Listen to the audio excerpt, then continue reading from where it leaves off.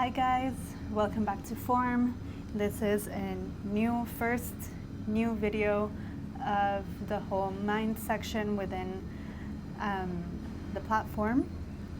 I have been able to put together a series of 30 videos and assign them to different sections within this new platform I'm building. And one of the main sections is the mind, which is what I want to talk to you guys about here. I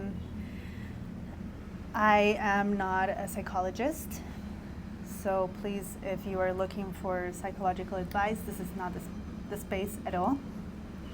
But I have gone through many years of working on my mind, on my subconscious, on building my beliefs and getting to know myself, and I think that there is a lot of valuable things that I have learned over the years that I think will be very useful.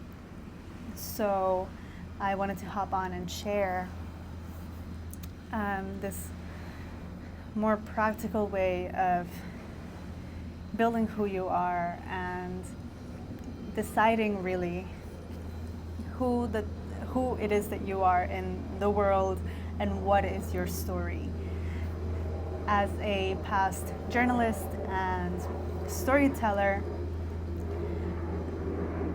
I learned the biggest value in the way that we relate to ourselves and to the external world and to the things that we care about is through the stories that we tell ourselves. And when I was a student, when I was studying the way the media and documentaries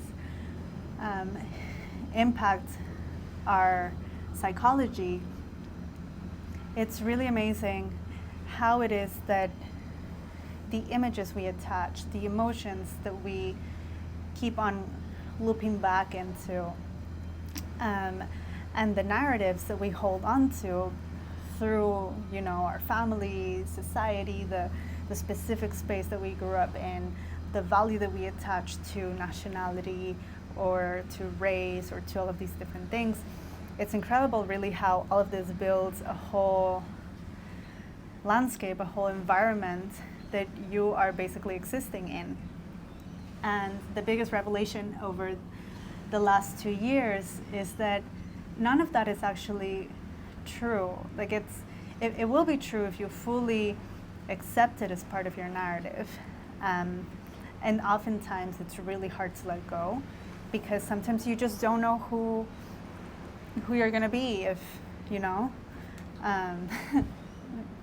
you leave your job, or if you let go of a relationship that is just not helpful, or even really simple changes that don't need to be so dramatic, such as going, you know what, I'm going to accept that I am someone who follows through, or I am the type of woman or the type of man or the type of person that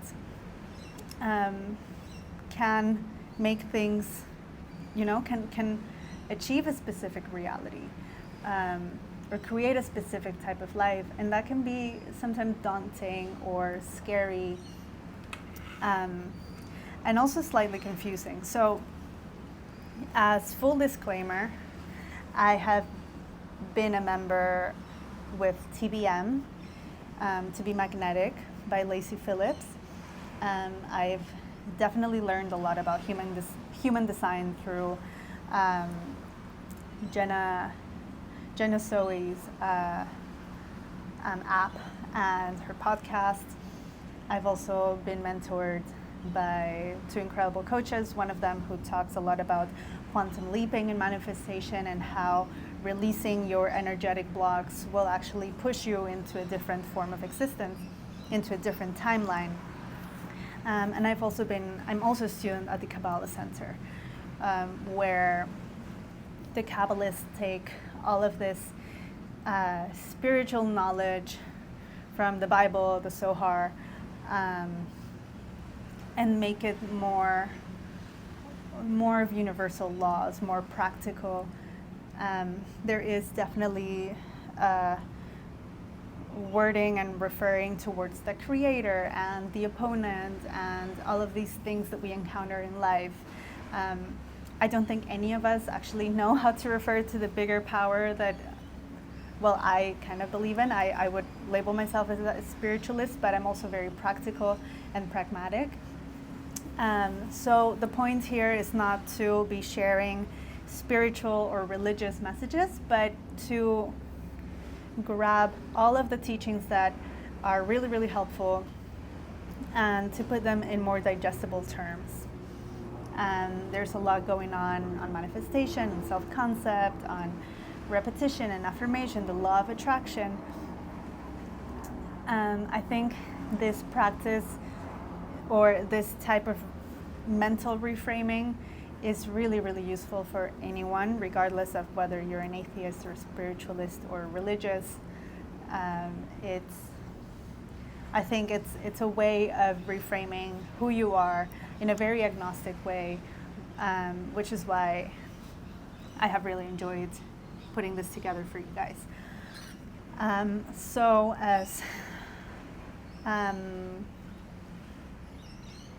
little recap, all of this will be available in the platform. The platform is meant to be holistic and all-rounded. So there's a focus on Pilates, which is a really, really great self-maintenance practice. And it creates a lot of self-trust, especially if you include it in your life as a daily ritual. And then we have this other section, which is the mind, which is where I will go into more detail on all of the different areas of who we actually are, our values, our inner compass, which is made out of the things that we care about the most, who we actually are, instead of, who we've become based off from our environment and the way that we were raised. So now I would like to talk to you about reframing the self. And why am I saying reframing the self? Because I think that one of our jobs is to strive to be better. Now, I think that there can be a lot of tediousness towards striving, because it's not like we're incomplete. As humans, we already have everything that we need. We have a functioning brain, we have a really smart body, and there are so many examples of people around the world, incredible role models who have achieved impossible things with so many limitations that maybe some of us might not even be able to deal with. But again, pause to that idea. When we think about reframing the self, the main question to ask is, who am I? What is the story I tell myself about who I am? What is the story I tell myself about the world? And what is the story I tell myself about all of the other aspects of my life? My relationship, or money, or work, career, fulfillment. What is my relationship to all of these different areas of my life? Now, the beauty of this is that you can actually choose. You can actually reframe all of your beliefs and turn it into a way so that if you have maybe negative assumptions or negative superstitions that don't really benefit your life, you can go, you know what? I am going to decide that... Sorry, there's a plane. Okay. Wait for it to pass. Okay, what I was saying is, you can always reframe what you tell yourself about the world that you live in and who you are into something that, into ways of viewing life that actually benefit you, that will be like a supporting base, a bedrock for whatever it is that you want to achieve in life. Recently I was invited to a forum on Reddit, which is really cool. I'm really grateful for it. And something that was really interesting is that a lot of people ask many, many questions about body image, or it almost seems like there's a big focus on a lot of women, or well, not just women, but people who are within the Pilates space that are really struggling with the way they view themselves and their body. So,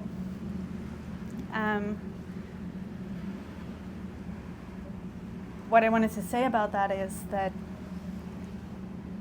we can totally take a step back from what is happening with our relationship to self. Like, for using myself as an example, currently right now I'm not in my ideal weight, but I know I look good.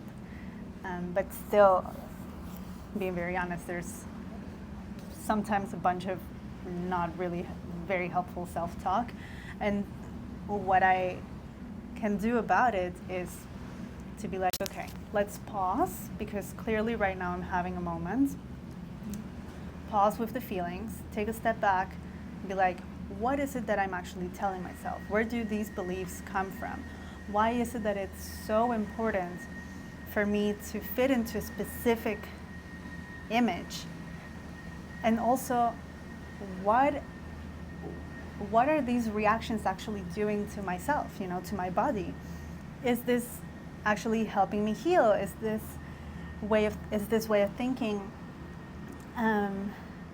allowing my body to enter into a more relaxed space so that it can, regenerate? Not really. If I'm constantly self-criticizing and telling myself that I don't look the same way as the other women on Instagram, all I'm doing is really raising my cortisol levels. And I'm putting myself through a lot of, fight or flight. If I look at myself in the mirror, then probably I'm not going to have a good response to it. And it's not as simple as I don't like the way I look, because then it will have general consequences on the way that you behave.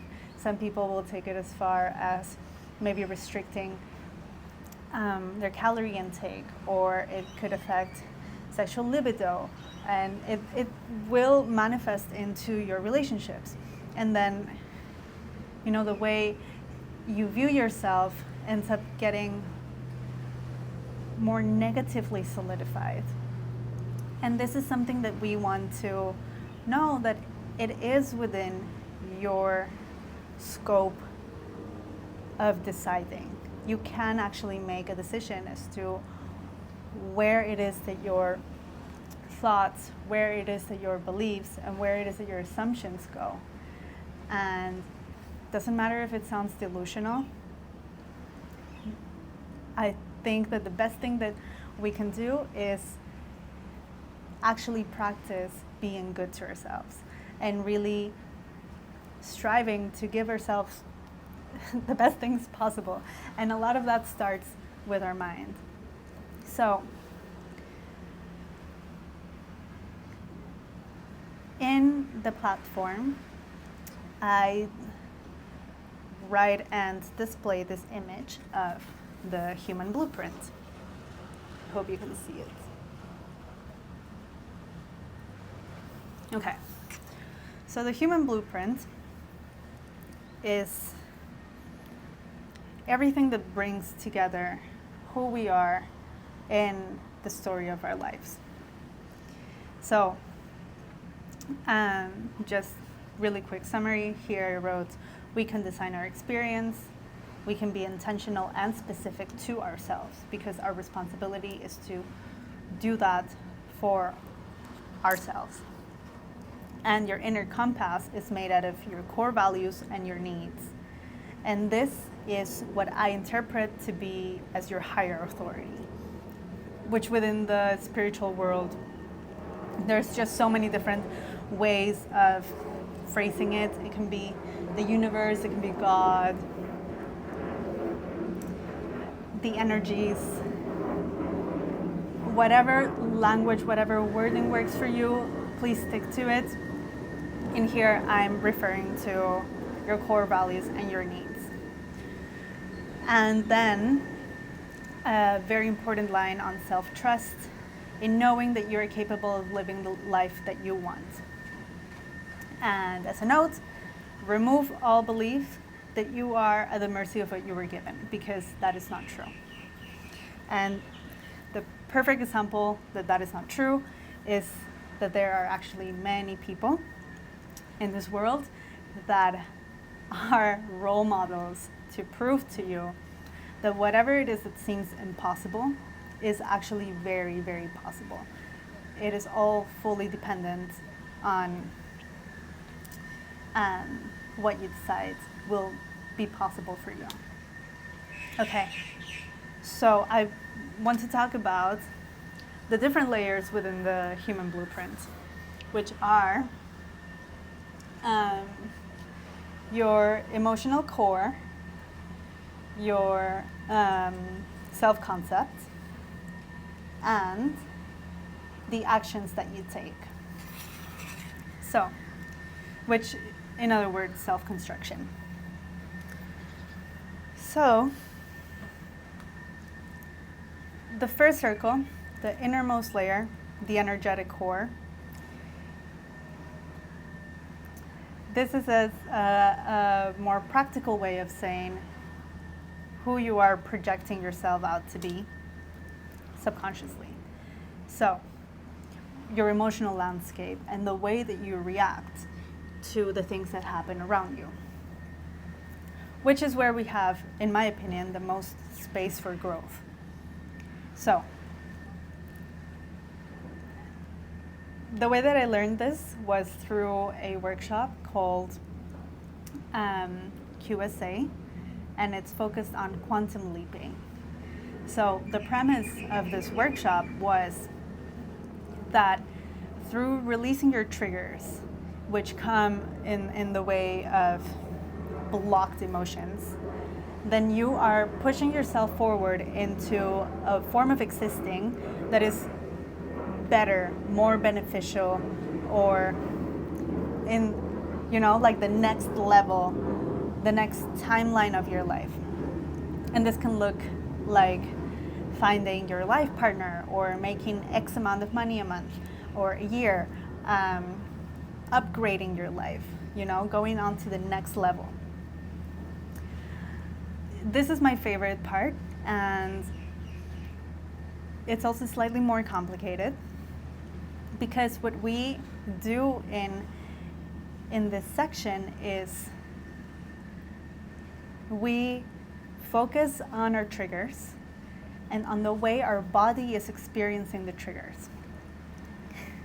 And then the best part of it is that once you allow all of these feelings to come up through your body, the second you focus on it or pay more attention to it,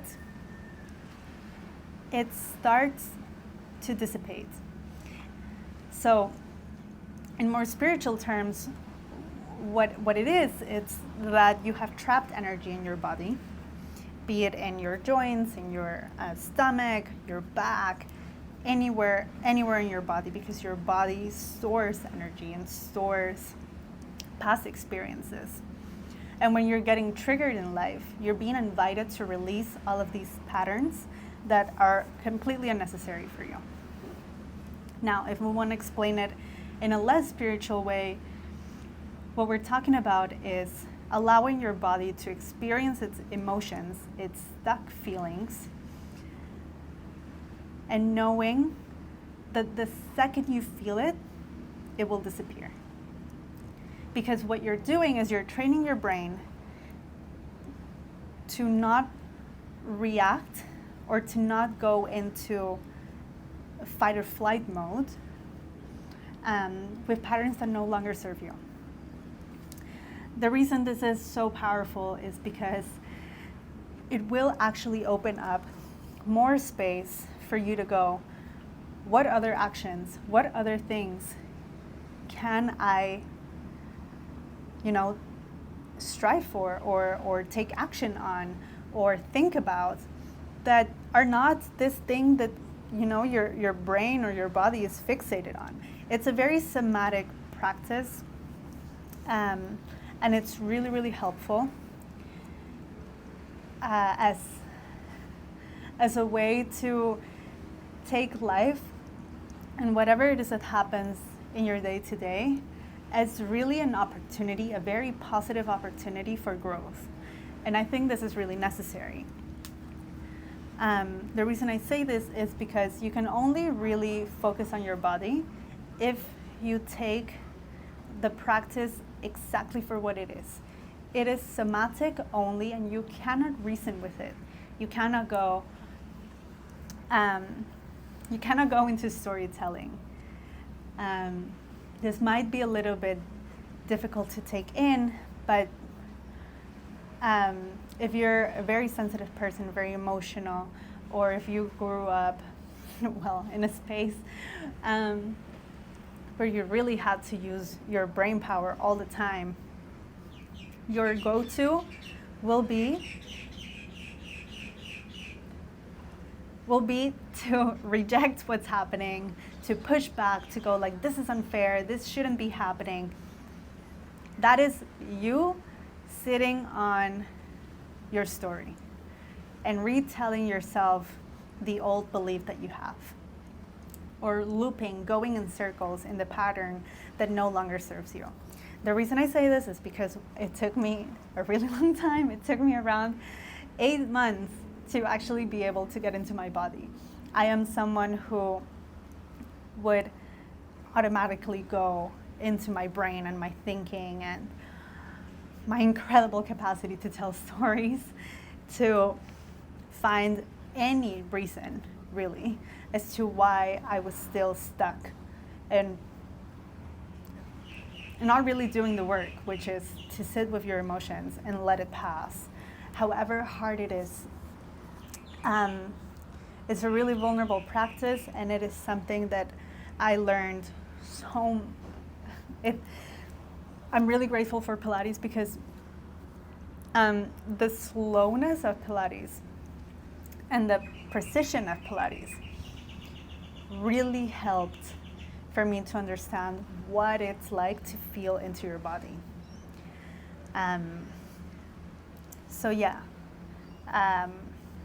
It's a really cool practice, and this is one part of the process. It's a really holistic process in the sense that when you're releasing your triggers, you have a lot more space to build. When you open up, when you get rid of your inner garbage, things that you no longer need, you have so much more space to go, okay, let's actually focus on crafting our belief system, on, recrafting the story that I want to tell myself about myself and who I am in this world and how I exist. Like, no one wants to stay a victim. I am not someone who will openly want to stay in the same patterns as I've been experiencing. So I assume that if you're here, that would be similar for you. But yes, so in the next video, I'm gonna go on to the other section, which is self-concept, and how carefully crafting your story can be super beneficial to speed up the process of what it is that you want to achieve.